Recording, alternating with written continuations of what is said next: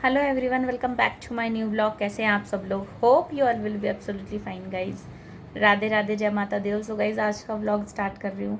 And मेरी तबीयत ठीक नहीं है। Actually I am feeling so tired, I don't know why. And also I have pain in my whole body. मतलब आज जैसे एनर्जेटिक सा फील नहीं हो रहा सुबह से ना। तो सुबह से बाकी सारे काम निपटा लिए हैं। बाबू को भी छोड़ आई हूँ स्कूल। कढ़ी चावल भी बना लिए हैं खाना तो बनाना ही है ना। तो मैंने कहा थोड़ा सा लेट लेती हूँ। अब उसका टाइम होने वाला है तो उसको लेने जाऊँगी।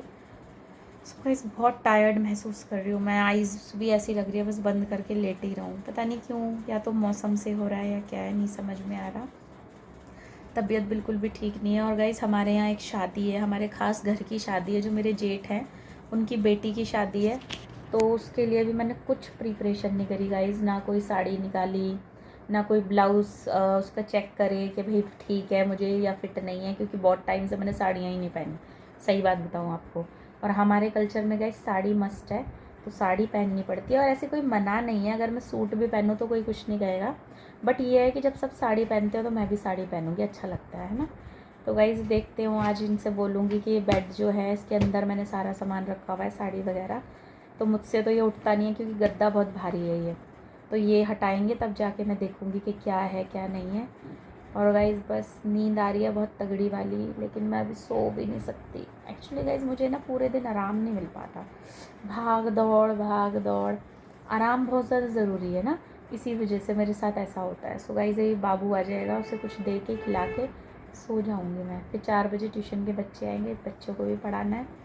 सो गाइज़ कल जो है कार्तिक के हाथ में कितना गंदा काट लिया था गाइज़। मतलब मैं आपको बता नहीं सकती। एकदम से चलते चलते तड़प गया ये, मम्मी मम्मी मम्मी। मैंने कहा क्या हुआ? कह रहा कुछ काट गया मेरे हाथ में। मैंने देखा तो इधर पे डंक बना हुआ था। मैं समझ गई, मैंने कहा कि ये मधुमक्खी है, इसने काटा है, ततैये ने। चाबी ले रखी थी मैंने, चाबी घिसी। कहते हैं ना चाबी घिस दो तो उससे जो है जहर वहर जो है वो हट जाता है। बट कुछ नहीं हुआ गाइज, इसलिए फिर मुझे डॉक्टर के पास ले जाना ही पड़ गया।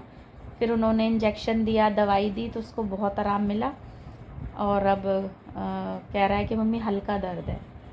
तो बस गाइज यही है कि एज अ हाउस वाइफ बहुत सारे काम होते हैं। तो प्लीज़ जो ये बोलते हैं ना कि यार तुम तो घर में रहते हो, क्या करते हो, हमसे पूछो, हम बाहर जाते हैं। जितना आदमी लोग बिज़ी रहते हैं उससे कहीं ट्रिपल गुना ज़्यादा लेडीज़ बिज़ी रहती हैं घर में, क्योंकि बहुत कुछ देखना होता है उन्हें, सफाई घर।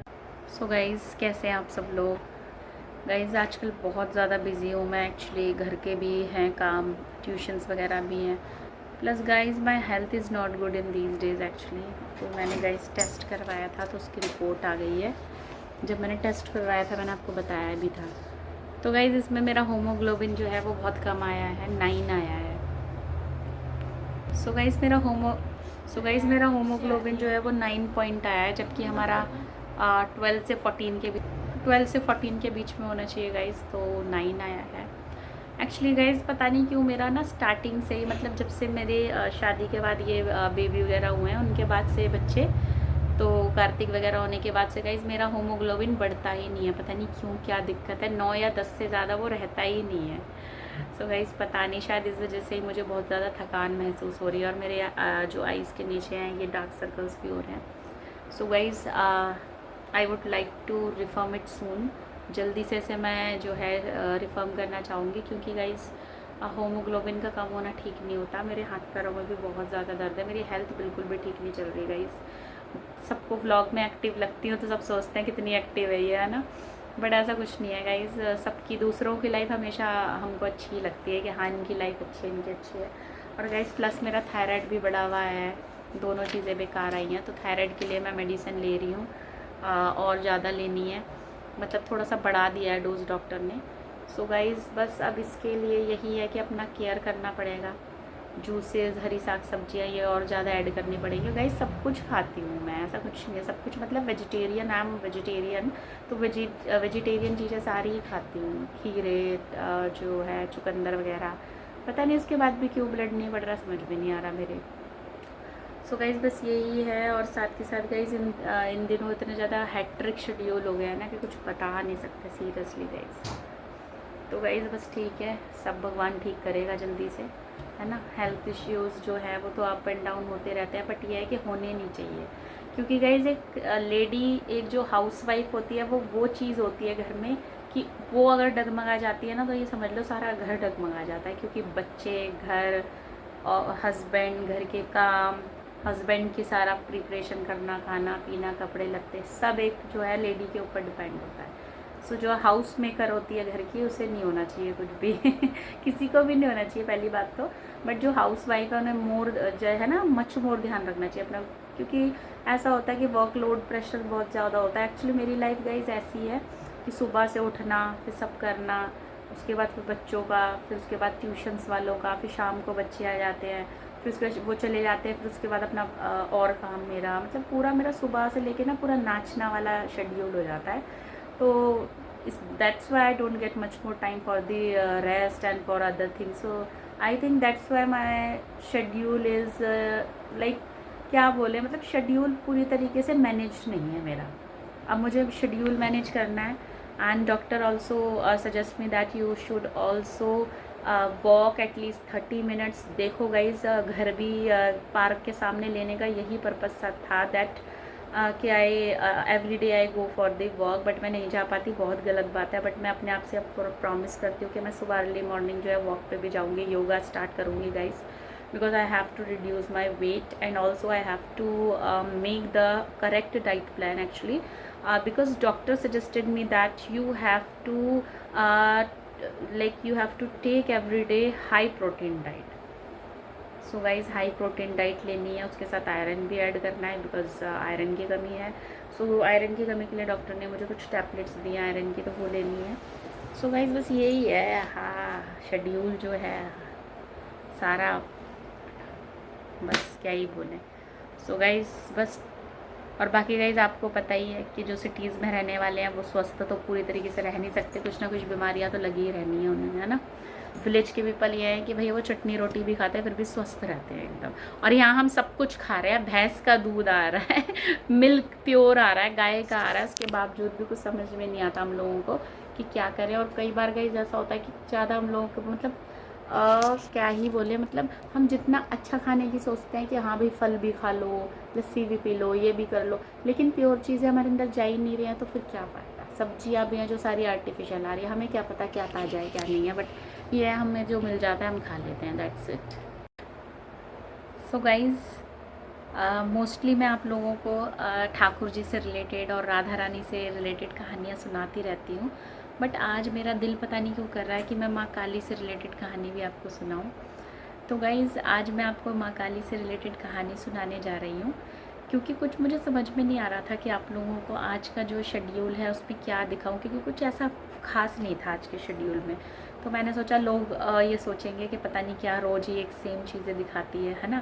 तो गाइज़ मेरे ब्लॉग्स जो आप लोग देखते हो तो आप लोगों को मतलब बहुत सारी ये आशाएं जुड़ी रहती हैं कि हाँ आज हमें इनका ब्लॉग देखना है, फिर जो पसंद करते हैं तो क्या अच्छा होगा इनके ब्लॉग में।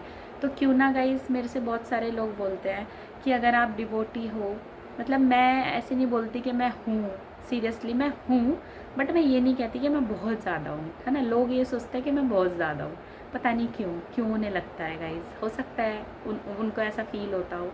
तो गाइज़ इसीलिए मुझे कुछ लोगों ने बोला कि आप मैम व्लॉग में अपना डेली शेड्यूल दिखाइए, बट ज़्यादा से ज़्यादा आप पूजा पाठ से रिलेटेड, मतलब भक्ति भाव से रिलेटेड चीज़ें बताया करें तो हमें बहुत अच्छा लगेगा, क्योंकि हम लोग जो हैं बहुत एक्साइटेड होकर आपका व्लॉग देखते हैं कि आज पता नहीं क्या कुछ अच्छा दिखाने वाले हैं।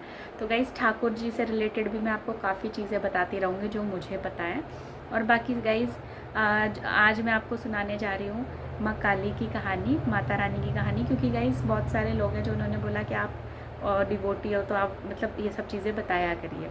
सो गाइज़ आज हम चलते हैं, बताते हैं जो माँ काली हैं और कौन है, उनके जो भक्त थे वो कौन थे, बताओ माँ काली के भक्त कौन थे। गाइज़ मम्मी के भक्त तो बहुत थे, लेकिन जो मोस्टली हमने देखे हैं कि पिक्चर्स में माँ के जो हैं पिक्चर्स पोस्टर्स आते हैं उनमें, तो रामकृष्ण परमहंस जी, उनको हम लोगों ने देखा है कि वो मोस्टली माँ के साथ मतलब चरणों में बैठे हुए हैं, माँ की गोदी में लेटे हुए हैं। तो गाइज़ उनसे रिलेटेड आज मैं कहानी आपको सुनाने जा रही हूँ।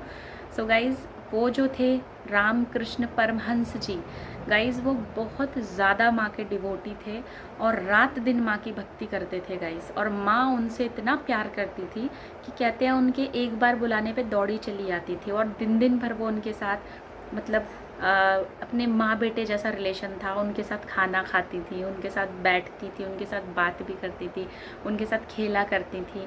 तो गाइज़ ऐसे पूरा दिन माँ उनके साथ रहा करती थी और एक बार माँ को बुलाने पे वो माँ उनके बुलाने पे माँ दौड़ी चली आती थी।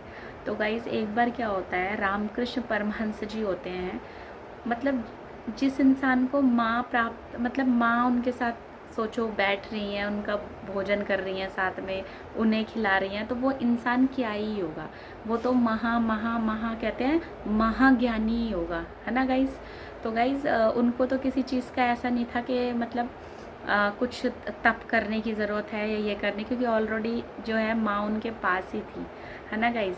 तो गाइज़ एक बार क्या होता है, हुगली नदी के तट के किनारे वो लोग वो बैठे होते हैं, लोग बोल रही हूँ मैं, रामकृष्ण परमहंस जी बैठे होते हैं, तो वो माँ की भक्ति में लीन होते हैं। तो गाइज़ एक बार वहाँ पे सिद्ध महापुरुष आते हैं, तोताराम। हाँ, तो जो तोताराम होते हैं उनका नाम होता है तोताराम। तो गाइज़ वो आते हैं, तो वो आते हैं तो वो उनसे ना, जो परमहंस जी होते हैं बहुत ज्ञानी होते हैं, वो तो यार गाइज़ ज्ञानी तो होंगे जब उन्हें माँ जो है माँ उनके पास है और वो इतनी भक्ति करते थे माँ की। तो वो उनसे कहते हैं कि मुझे ज्ञान दो। जो वो सिद्ध पुरुष आते हैं वो जो रामकृष्ण परमहंस जी हैं उनसे बोलते हैं कि आप मुझे सिद्धि दो, मुझे ज्ञान सिखाओ, आगे का मार्ग दिखाओ, आप मुझे सिखाओ आगे का ज्ञान, और ज्ञान बताओ मुझे। तो गाइज़ वो जब जब उनको मतलब बताने जाते थे ज्ञान की बातें और चीज़ें सिखाने जाते थे, जो भी आगे का मार्ग है और जो भी चीज़ें हैं, वैसे ही वो माँ का ध्यान लगाते थे और वो माँ के ध्यान में खो जाते थे, है ना। तो फिर उनका जो तोताराम जी थे उनका ज्ञान जो था वो रह जाता था अधूरा। तो जो रामकृष्ण परमहंस जी हैं बार बार ऐसा करते, बार बार उनका ध्यान जो है वो भटक जाता, वो नहीं मतलब बता पाते थे, मतलब दिन दिन भर वो माँ के भक्ति में लीन रहते थे, किसी और चीज़ के लिए उनको मतलब टाइम ही नहीं था, जागरूकता ही नहीं थी किसी चीज़ के लिए कि मेरे आसपास क्या हो रहा है क्या नहीं हो रहा है, कुछ नहीं, बस एक माँ की भक्ति ही मेन थी उनके लिए और वो दिन रात माँ की भक्ति करते थे गाइस। तो एक बार क्या होता है, जो वो सिद्ध महापुरुष होते हैं वो ये कहते हैं कि नहीं, मुझे इसे जागरूक करना होगा कि भक्ति करो, लेकिन मतलब वो ये बोलते थे कि कम से कम जागरूक तो रहो, ऐसे भक्ति मत करो कि आप बिल्कुल ही लीन हो, आपको पता ही नहीं चल रहा आपके साथ क्या हो रहा है, आसपास कौन है, ये सब चीज़ें मतलब वो ये सोचते थे। और दूसरा वो ज्ञान भी प्राप्त करना चाहते थे, लेकिन वो ज्ञान दे नहीं पाते थे, क्योंकि वो रामकृष्ण परमहंस जी जब जब उनको ज्ञान देने लगते थे वो माँ को याद करते थे, माँ उनके सामने आ जाती थी और वो बस लीन हो जाते थे उनकी भक्ति में और बस माँ में लीन हो जाते थे। तो गाइज़ एक बार क्या होता है कि ये एक मतलब कहानी में है कि रामकृष्ण परमहंस जी ने माँ के ऊपर तलवार क्यों चलाई। तो कई बार ये जो है हमारा माइथोलॉजिकल क्वेश्चन होता है, कई लोग पूछ भी लेते हैं कि रामकृष्ण परमहंस जी ने तलवार क्यों चलाई थी माँ के ऊपर, तो शायद कि कुछ लोगों को नहीं पता होगा कि क्यों चलाई थी। तो मैं आपको बताती हूँ, इसी कहानी में उन्होंने इस तब चलाई थी जब ऐसा जो सिद्ध पुरुष थे वो उनसे ज्ञान लेते थे और वो बार बार माँ की भक्ति में लीन हो जाते थे, जागरूकता ही नहीं थी उनके अंदर।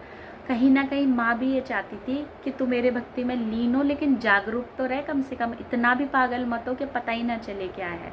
तो गाइज़ देखो, ये मतलब एक कहते हैं ना कहानी जो रची वो हुई। तो गाइज़ क्या होता है एक बार कि वो दोबारा से चौथी पाँचवीं बार उन्हें सिद्ध पुरुष को ज्ञान देने लगते हैं, वैसे ही फिर से माँ की भक्ति में लीन हो जाते हैं। तो गाइज़ समझ में ही नहीं आता कि क्या करें। तो जो वो सिद्ध पुरुष होते हैं वो क्या करते हैं, साइड में एक कांच पड़ा होता है, हाँ, तो वो ये सोचते हैं कि मैं कुछ ऐसा करता हूँ जिससे ये जागरूक हो। तो वो पहले उनको बोलते हैं, जो सिद्ध पुरुष होते हैं वो परमहंस जी को बोलते हैं कि तू ना माँ काली के 2 टुकड़े कर दे।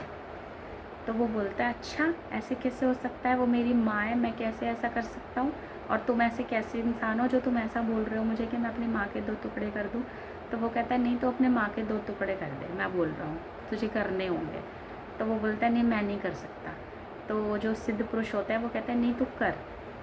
तो वो कहता है अच्छा चलो पहले मैं तुम्हें ज्ञान देता हूँ। तो वो दोबारा से परमहंस जी उन्हें ज्ञान देने लगते हैं, दोबारा से माँ की भक्ति में लीन हो जाते हैं, फिर खो जाते हैं। तो जागरूक करने के लिए, इस चीज़ से निकालने के लिए सिद्ध पुरुष क्या करते हैं, बगल में पड़ा हुआ कांच होता है, कांच से उनके मस्तक पर वार करते हैं।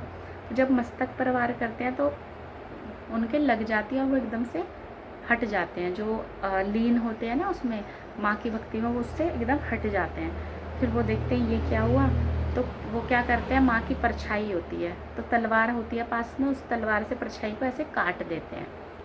रामकृष्ण परमहंस जी होते हैं, वो माँ की परछाई को फटाफट से काट देते हैं। जैसे उनके ऊपर वो कांच का लगता है तो उनके खून निकलने लग जाता है, तो वो फटाफट से होश में आ जाते हैं।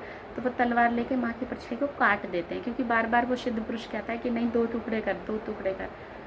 तो बाद में जैसे ही वो माँ काली की परछाई को ऐसे काटते हैं, वैसे ही वो एकदम जागरूक हो जाते हैं और उनका जो मतलब खोए रहते थे माँ की भक्ति में, वो एकदम से जाग जाते हैं। तब तब वो जो सिद्ध पुरुष होता है वो कहता है ये सब माँ की लीला थी, माँ ये चाहती थी कि तू मेरी भक्ति कर, पर ऐसा मत कर कि तू 24 घंटे ही मतलब लीन रह, तू जागरूक ही ना हो किसी चीज़ के लिए, किसी को कुछ अच्छा भी ना बता सके, तो किसी के लिए कुछ अच्छा भी ना कर सके। तो इसीलिए गाइस ये वाली स्टोरी है कि जो अगर कोई आपसे पूछे कभी कि रामकृष्ण, तब से वो राम, ये वाला इंसिडेंट होने के बाद से वो और ज़्यादा ज्ञानी पुरुष कहलाने लग गए थे और माँ के एक बहुत बड़े भक्त कहलाने लग गए थे, और तब से उनका नाम पूरा पड़ा रामकृष्ण परमहंस जी। सो गाइज, आपको ये स्टोरी कैसी लगी है माँ भगवती की? ऐसी माँ भगवती की स्टोरीज़ मैं और भी आपके लिए लेके आऊँगी गाइज। तो गाइज इसी के साथ ब्लॉग को एंड करते हैं। आई होप आज का ब्लॉग आपको अच्छा लगा हो, मेरी स्टोरीज़ आपको पसंद आई हो। ठीक है गाइज, मैं भी मतलब मुझे भी अच्छा लगता है तो मैं भी पढ़ती रहती हूँ स्टोरीज़। मुझे मतलब माइथोलॉजिकल नॉलेज हमें होनी चाहिए, अगर डिवोटी हैं हम भगवान जी के, तो हमें पता होना चाहिए कहानियाँ भी। तो गाइज़ जो, और एक चीज़ और मैं आपको बताती हूँ, लोग जो है गाइज़ माँ काली से डरते हैं। माँ काली से डरना नहीं चाहिए, कि माँ काली जो है वो हमारी माँ है, जो सती हैं और पार्वती हैं, इन दोनों से ही प्रकट हुई हैं माँ काली, है ना गाइज़। तो वो उनके रूप हैं। बाकी रौद्र रूप जो है माँ का, उससे लोग डरते हैं, है ना। माँ के बहुत सारे रूप हैं गाइज़, और अगर माँ ये रूप ना लेती तो शायद राक्षस जो थे उनसे कैसे बचा जाता, देवता बच ही नहीं पाते, तो इसीलिए माँ को ये रूप लेना पड़ा। तो गाइज़ माँ जो है वो पार्वती जी का ही रूप है। जो कुछ लोगों को ये दिमाग में जो चलता है कि माँ काली की भक्ति करते हैं भैया, ये तो तांत्रिक बन रहे हैं, ये कर रहे हैं, वो कर रहे हैं, ऐसा कुछ नहीं है गाइस। माँ काली माँ पार्वती का ही रूप है, हमारी माँ है। आप जैसे उनको चलाओगे वो वैसे चलती है ना। आप उन्हें फल प्रोवाइड कर दोगे। माँ काली ऐसी देवी हैं कि आप उन्हें जो भी प्रोवाइड करते हो, वो प्रोवाइड कह रही हो, जो भी उन्हें मतलब देना चाहते हो, प्रोवाइड कराना चाहते हो, ऑफ़र करना चाहते हो, वो आराम से ले लेती हैं। जो उन्हें कोई हलवा चने देता है तो वो उसमें भी खुश हैं, उन्हें मिठाई देता है उसमें भी खुश है, पान चढ़ाता है, पेड़े चढ़ाता है, उसमें भी खुश है, और जो कोई उन्हें कई वैसी चीज़ें चढ़ाता है, तामसिक चीज़ें जो होती हैं, वो उसमें भी खुश हैं। ठीक है, बट ये नहीं है गाइस कि माँ काली की भक्ति का मतलब ये होता है कि हम उन्हें तामसिक चीज़ें ही चढ़ाएं, ऐसा कुछ नहीं है गाइस। माँ काली जो है शुद्ध साधारण रूप से भी चलती हैं। सो गाइस, जैसी आपका भाव होगा वैसी माँ चलेगी, है ना। वैसी माँ खुश हो जाती है कि भाई जो बच्चा मेरे को अर्पित कर रहा है वो स्वीकार है। सो गाइस, बस भगवान भाव के ही भूखे होते हैं, वो ये नहीं कहते हमें ये चढ़ाओ, हमें ये दो, हमें वो दो। बस वो हमारे भाव देखते हैं कि हमारे मन में कितनी इच्छा है उनके लिए। सो गाइस, आज आपको रामकृष्ण परमहंस जी की कहानी कैसी लगी? अगर आपको अच्छी लगी हो तो आप ज़रूर लाइक, सब्सक्राइब एंड शेयर कीजिएगा। और गाइस मुझे बताइएगा कि आपने इससे क्या सीखा, क्या समझ में आया, क्या आपको मॉरल ऑफ द स्टोरी क्या था, कुछ समझ में आया कि नहीं आया। ठीक है गाइस, तो बाय बाय, जय माता दी, जय कालका माई, राधे राधे।